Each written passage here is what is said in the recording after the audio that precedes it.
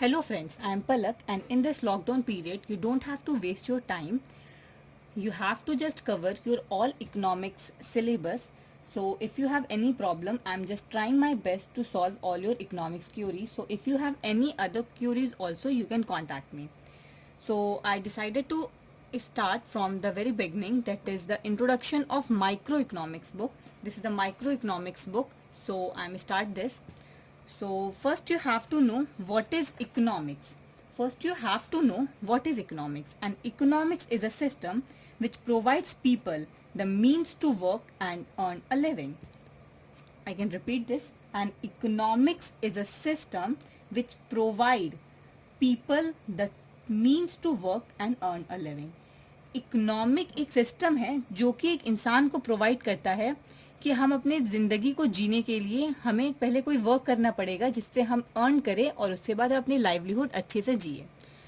इसमें हमारे 3 प्रोसेस आते हैं, that is called a vital process of economic. That is first is production, second is consumption and third is investment और capital formation. First हमें क्या करना होता है इकोनॉमी में, प्रोड्यूस करना इज मोस्ट इम्पॉर्टेंट.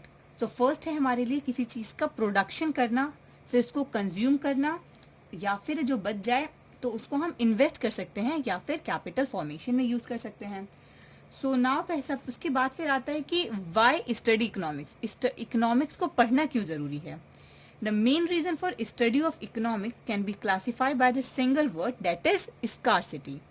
तो स्कार्सिटी का क्या मतलब होता है, जो हमारा मेन रीजन है इकोनॉमिक्स को पढ़ने का वो है स्कार्सिटी. तो स्कार्सिटी का क्या मतलब होता है, स्कार्सिटी का बहुत सिंपल सा मतलब होता है कि हमारे पास जो लिमिटेड रिसोर्सेज है, the meaning of scarcity is very simple, that is कि हमारे पास जो सप्लाई है वो बहुत ही कम है as comparison to our demand. जो हमारी सप्लाई है वो लिमिटेड है as comparison to our demand. हमारे पास डिमांड तो बहुत है, हमारी जो डिमांड है वो अनलिमिटेड है, लेकिन जो हमारी सप्लाई है वो बहुत ही कम है, लिमिटेड है सप्लाई. और ये स्कार्सिटी एक यूनिवर्सल फॉर्मूला है, ये कि यूनिवर्सल चीज़ है कि ये हर जगह पे स्कार्सिटी होती है. हर एक इंडिविजुअल के लाइफ में स्कार्सिटी होती है, हर एक ऑर्गेनाइजेशन में स्कार्सिटी होती है, हर एक इकोनॉमिक में स्कार्सिटी होती है, हर चीज़ में स्कार्सिटी है. स्कार्सिटी का मतलब है कि हमारे पास रिसोर्सेज जो हैं वो बहुत ही लिमिटेड हैं. तो इसमें हमारे प्रॉब्लम भी हैं. तो इकोनॉमिक प्रॉब्लम क्या है भाई. अब इकोनॉमिक प्रॉब्लम की हम बात करें तो economic problem is a problem of choice involving satisfaction of unlimited want out of the limited resources having alternative uses. Economic problem is a problem of choice involving satisfaction of unlimited want out of the limited resources having alternative uses. तो हमारी जो economy है उसमें जो problems होते हैं वो mainly क्या प्रॉब्लम है हमारे भाई इकोनॉमी में, क्या है, जो रिसोर्स है वो कि बहुत ही लिमिटेड है और हमारे जो वांट्स हैं वो अनलिमिटेड है. तो इसको जो सेटिस्फाई करने में, हमारे जो वांट्स हैं जो बहुत ज़्यादा हैं उनको सेटिस्फाई करने में हमारे जो लिमिटेड रिसोर्सेज हैं उसको हम कैसे यूज़ करें. तो इसके 3 रीजंस हैं. इकोनॉमिक प्रॉब्लम के हमारे 3 रीजन है. इस प्रॉब्लम के 3 रीजन है. फर्स्ट वन की हमने अभी बात की स्कार्सिटी, हमारे जो रिसोर्सेज हैं वो बहुत ज़्यादा ही स्कार है, बहुत ही कम है, तो हमें उसको सही से यूटिलाइज करना है. तो ये इसका पहला प्रॉब्लम है कि जो रिसोर्सेज है वो लिमिटेड है. और दूसरा है हमारा अनलिमिटेड वांट. जो ह्यूमन के वांट्स होते हैं वो भाई अनलिमिटेड होते हैं, उनको सब कुछ चाहिए होता है. उसी तरह से है हमारा कि जैसे उसके बाद है हमारा कि alternative uses. Third one is alternative uses, कि हम एक तो हमारे रिसोर्सेज, सबसे पहले बात की जो लिमिटेड है रिसोर्सेज, और दूसरे नंबर पे कि उस लिमिटेड रिसोर्सेज के भी ऑल्टरनेटिव यूजेस हैं. अगर हमने जैसे बात किया कि फर्स्ट सबसे पहली चीज़, चलो हम इन तीनों को हम एक एग्जाम्पल से आपको समझाते हैं. कि पहले तो हमने 3 चीज़ ली, ठीक है, डेट इज सबसे पहले हमने मान लो मिल्क ले लिया. तो मिल्क लिया, डेट इज लिमिटेड, ठीक है. एक जो काऊ है वो लिमिटेड ही मिल्क देगी, तो जो प्रोडक्शन है वो हमारा एक लिमिटेड है. बट जो एक ह्यूमन वांट है उसको, तो भाई उसकी जो वांट है वो अनलिमिटेड है, उसको बहुत ज़्यादा दूध चाहिए होगा, उसको बहुत ज़्यादा मिल्क चाहिए अगर.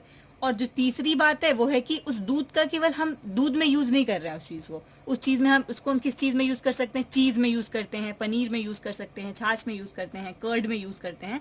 तो एक ही चीज़ की हमारी ऑल्टरनेटिव यूजेस हैं, उसको हम डिफरेंट यूज़ में भी यूज़ करते हैं. तो इसलिए जो हमारी रिसोर्सेज है वो अल्टीमेटली और भी ज़्यादा लिमिटेड हो जाती है, क्योंकि हमारे एक तो रिसोर्स पहले से लिमिटेड है, उसके यूज़ को हम और ज़्यादा ही लिमिटेड कर देते हैं.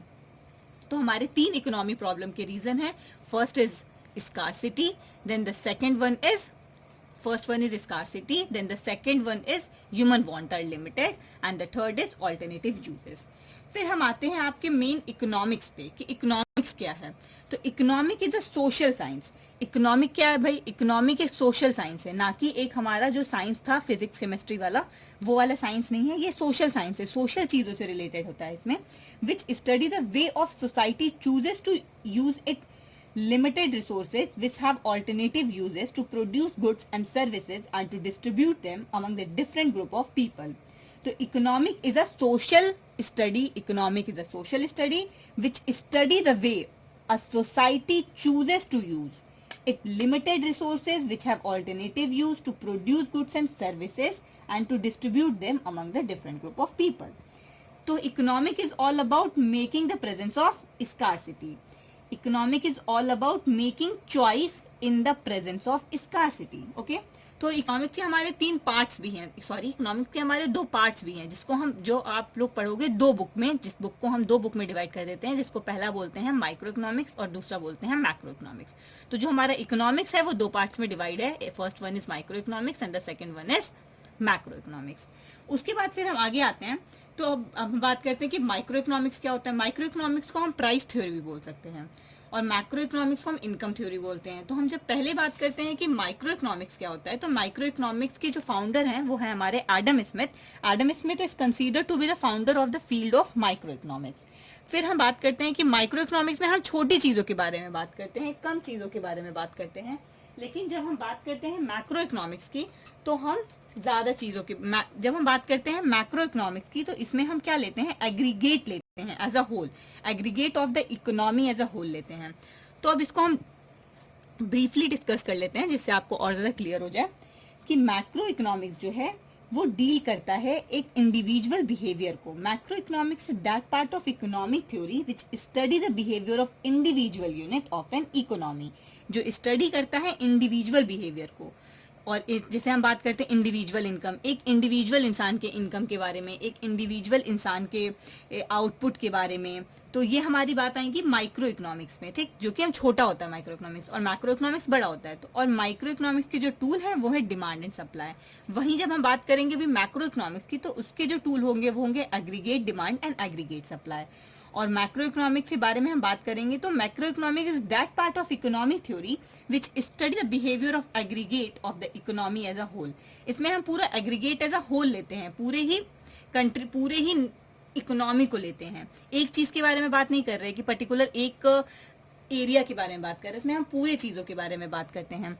तो इसमें हम बोल सकते हैं कि नेशनल इनकम होता है, इसमें आता है हमारे नेशनल इनकम, नेशनल आउटपुट. एक नेशनल इनकम आपका चैप्टर भी होगा हमारे मैक्रो इकोनॉमिक्स का, first chapter, first second third chapter में ही होगा national income, aggregate output, aggregate consumption, ये सब मैक्रो इकोनॉमिक्स में आते हैं. अब हम इसके थोड़े से डिफरेंस पढ़ लेते हैं which is most important. It is most important from the exam point of view also. So इसमें फर्स्ट डिफरेंस तो हमारा मीनिंग में ही है भाई कि macro economics is that part of economic theory which study the behaviour of individual unit of an economy, and macro economics is that part of an economic theory which study the behaviour of aggregate of the economy as a whole. इसके जो tool है जिसके बारे में हमने अभी just पढ़ा, that is demand and supply, micro economics के टूल है, एंड मैक्रो इकोनॉमिक्स के टूल है aggregate demand and aggregate supply. फिर हम बात करते हैं बेसिक अजम्पशन की. तो it aim to determine the price of the commodity और factor of production. It aim to determine the price of a commodity और फैक्टर ऑफ प्रोडक्शन. इसमें हम लोग प्राइस डिटरमाइन करते हैं किसी कमोडिटी का, इसमें हम डिटरमाइन करते हैं इनकम और employment level of the economy.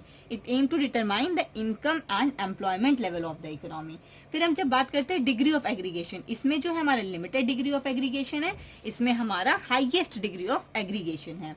तो हम जब बात करते हैं लिमिटेड डिग्री ऑफ एग्रीगेशन में, तो इसमें जैसे एग्जांपल्स हम आपको बताते हैं कि the market is derived by aggregating individual demand of an all buyers in the particular market. और हम फिर दूसरे बारे में बात कर रहे हैं तो it involve the highest degree of aggregation. For example aggregate demand is derive for the entire economy. जो हमारी एग्रीगेट डिमांड है वो एंटायर इकोनॉमी के लिए है, वही जो हमारी इंडिविजुअल डिमांड है वो इंडिविजुअल पर्सन के लिए, किसी एक पर्टिकुलर बायर के लिए है, पर्टिकुलर मार्केट के ऑल बायर्स के लिए है, इस तरह की चीजें. फिर हम आगे बात करते हैं कि उसके अजम्पशंस क्या हैं. किसी भी थ्योरी को पढ़ने में हमारे तो अजम्पशंस होते ही होते हैं. तो अजम्पशंस का मतलब है किसी चीज को एज्यूम करने के बाद हम उस चीज को आगे परस्यू कर रहे हैं, उस चीज के बारे में पढ़ रहे हैं। तो इसमें भी हम अजम्पशन ले रहे हैं कि इसका बेसिक अजम्पशन है कि सारे मैक्रो वेरिएबल, सारे बड़े वाले एग्रीगेट वाले वेरिएबल्स को हम कांस्टेंट ले लेते हैं। That is national income, national output को हम कांस्टेंट ले लेते हैं यहाँ पे। और वहीं जब हम बात करते हैं मैक्रो इकोनॉमिक्स की, तो it assume that all the micro variable like decision of an household and firm, price of individual product etc are constant। इसमें हम जैसे बात कर लिए कि इसमें हम सारे माइक्रो वेरिएबल्स को कांस्टेंट लेते हैं, इसमें मैक्रो को लेते हैं, इसमें माइक्रो को लेते हैं, जस्ट अपोजिट होता है।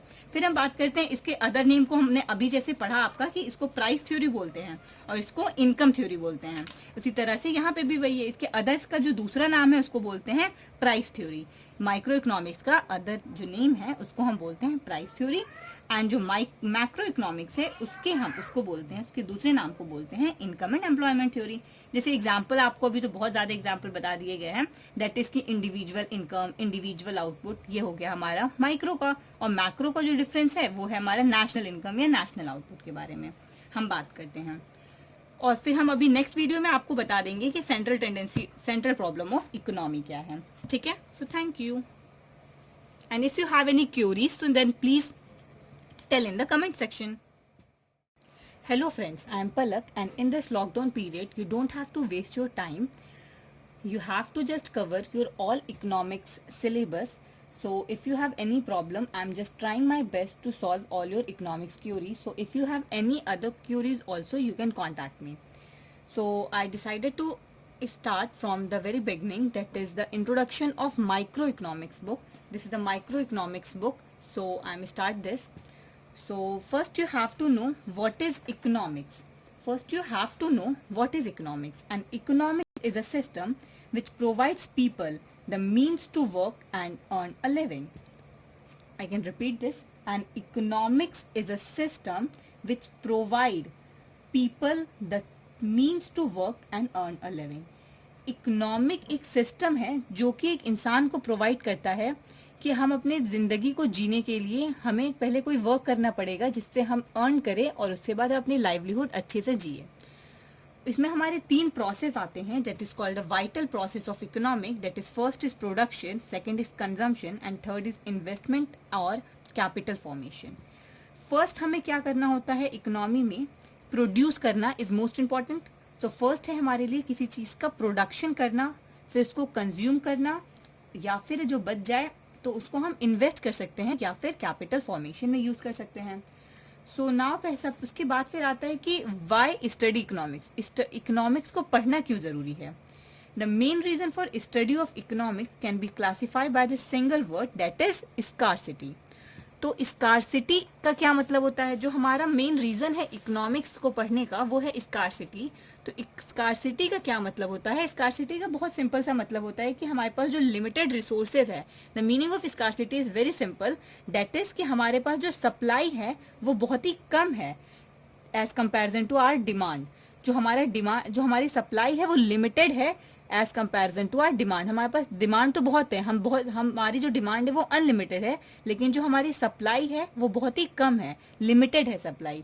और ये स्कार्सिटी एक यूनिवर्सल फॉर्मूला है, ये कि यूनिवर्सल चीज़ है कि ये हर जगह पे स्कार्सिटी होती है, हर एक इंडिविजुअल के लाइफ में स्कार्सिटी होती है, हर एक ऑर्गेनाइजेशन में स्कार्सिटी होती है, हर एक इकोनॉमिक में स्कार्सिटी होती है, हर चीज़ में स्कार्सिटी है। स्कार्सिटी का मतलब है कि हमारे पास रिसोर्सेज जो हैं वो बहुत ही लिमिटेड हैं। तो इसमें हमारे प्रॉब्लम भी हैं।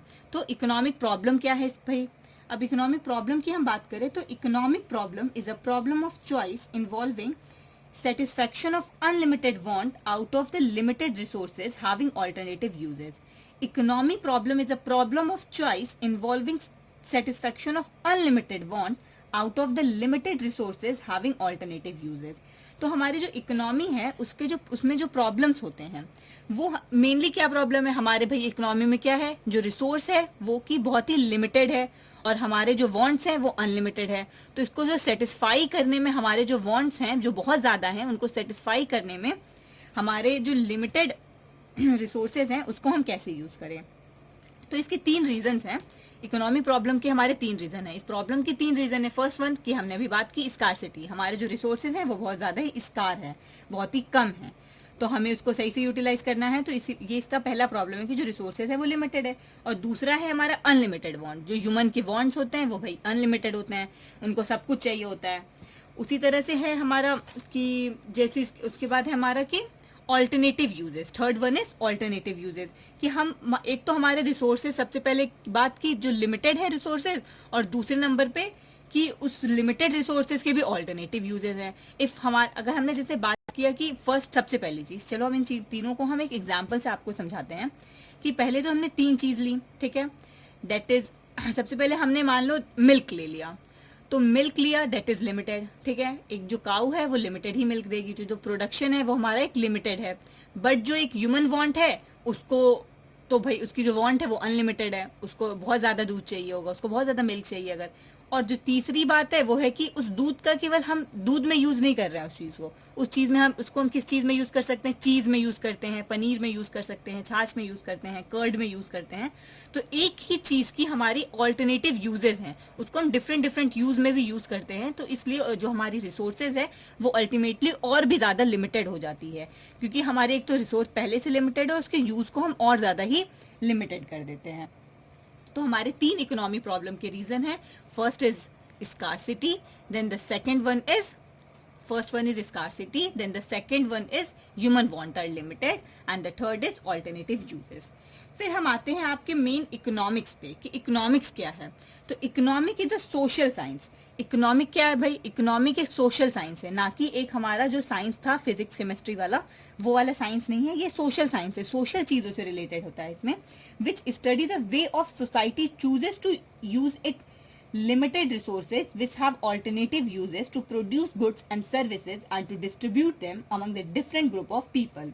So economic is a social study. Economic is a social study which study the way a society chooses to use its limited resources which have alternative use to produce goods and services and to distribute them among the different group of people. So economic is all about making the presence of scarcity. Economic is all about making choice in the presence of scarcity. Okay, तो economics के हमारे 3 parts भी हैं, sorry economics के हमारे 2 parts भी हैं, जिसको हम, जो आप लोग पढ़ोगे 2 बुक में, जिस बुक को हम 2 बुक में डिवाइड कर देते हैं, जिसको पहला बोलते हैं माइक्रो इकोनॉमिक्स और दूसरा बोलते हैं मैक्रो इकोनॉमिक्स। तो जो हमारा इकोनॉमिक्स है वो 2 पार्ट्स में डिवाइड है। First one is micro economics and the second one is macro economics. उसके बाद फिर हम आगे आते हैं, तो अब हम बात करते हैं कि माइक्रो इकोनॉमिक्स क्या होता है। माइक्रो इकोनॉमिक्स को हम प्राइस थ्योरी भी बोल सकते हैं और मैक्रो इकोनॉमिक्स को हम इनकम थ्योरी बोलते हैं। तो हम जब पहले बात करते हैं कि माइक्रो इकोनॉमिक्स क्या होता है, तो माइक्रो इकोनॉमिक्स के जो फाउंडर हैं वो है हमारे Adam Smith. Adam Smith is considered to be the founder of the field of micro economics. फिर हम बात करते हैं कि माइक्रो इकोनॉमिक्स में हम छोटी चीज़ों के बारे में बात करते हैं, कम चीज़ों के बारे में बात करते हैं।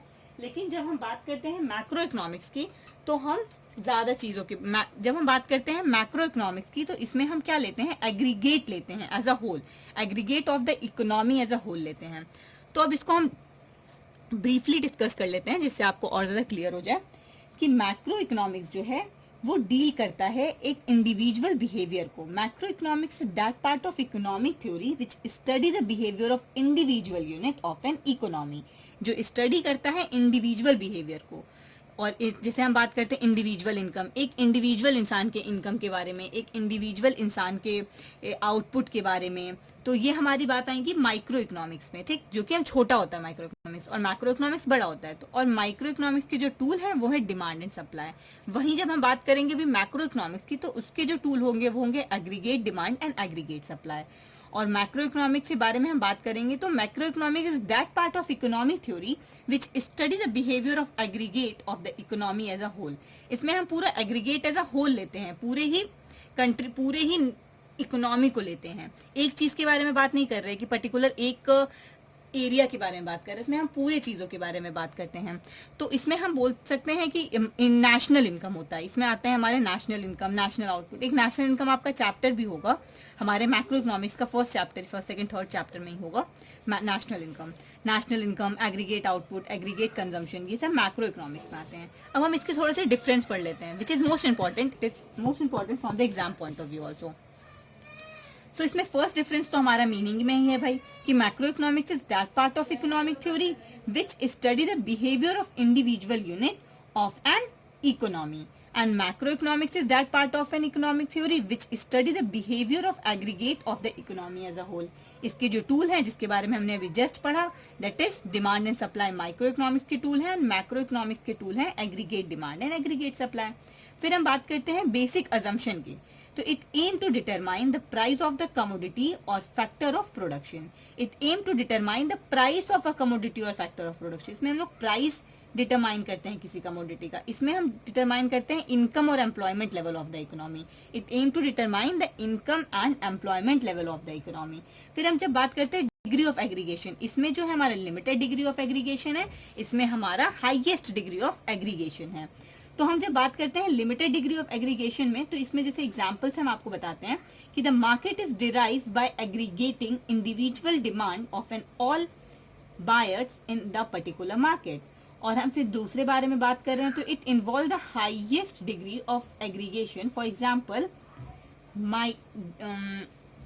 Example aggregate demand is derive for the entire economy. जो हमारी एग्रीगेट डिमांड है वो एंटायर इकोनॉमी के लिए है, वही जो हमारी इंडिविजुअल डिमांड है वो इंडिविजुअल पर्सन के लिए, किसी एक पर्टिकुलर बायर के लिए है, पर्टिकुलर मार्केट के ऑल बायर्स के लिए है. इस तरह की चीजें. फिर हम आगे बात करते हैं कि उसके अजम्पशंस क्या हैं. किसी भी थ्योरी को पढ़ने में हमारे तो अजम्पशंस होते ही होते हैं. तो अजम्पशंस मतलब है किसी चीज को एज्यूम करने के बाद हम उस चीज को आगे परस्यू कर रहे हैं, उस चीज के बारे में पढ़ रहे हैं.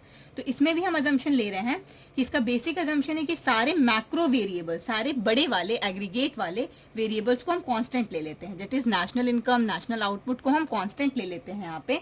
और वहीं जब हम बात करते हैं मैक्रो इकोनॉमिक्स की, तो it assumed that all the micro variable like decision of an household and firm price of individual product etc are constant. इसमें हम जैसे बात कर लिए कि इसमें हम सारे माइक्रो वेरिएबल्स को कांस्टेंट लेते हैं, इसमें मैक्रो को लेते हैं, इसमें माइक्रो को लेते हैं, जस्ट अपोजिट होता है. फिर हम बात करते हैं इसके अदर नेम को. हमने अभी जैसे पढ़ा आपका कि इसको प्राइस थ्योरी बोलते हैं और इसको इनकम थ्योरी बोलते हैं. उसी तरह से यहाँ पे भी वही है, इसके अदर्स का जो दूसरा नाम है उसको बोलते हैं प्राइस थ्योरी. माइक्रो इकोनॉमिक्स का अदर जो नेम है उसको हम बोलते हैं प्राइस थ्योरी, एंड जो मैक्रो इकोनॉमिक्स है उसको बोलते हैं, उसके दूसरे नाम को बोलते हैं इनकम एंड एम्प्लॉयमेंट थ्योरी. जैसे एग्जांपल आपको अभी तो बहुत ज्यादा एग्जांपल बता दिए गए हैं, दैट इज की इंडिविजुअल इनकम, इंडिविजुअल आउटपुट, ये हो गया हमारा माइक्रो का. और मैक्रो का जो डिफरेंस है वो है हमारा नेशनल इनकम या नेशनल आउटपुट के बारे में हम बात करते हैं. और फिर हम अभी नेक्स्ट वीडियो में आपको बता देंगे कि सेंट्रल प्रॉब्लम ऑफ इकोनॉमी क्या है. ठीक है, so thank you. And if you have any curies, so then please tell in the comment section.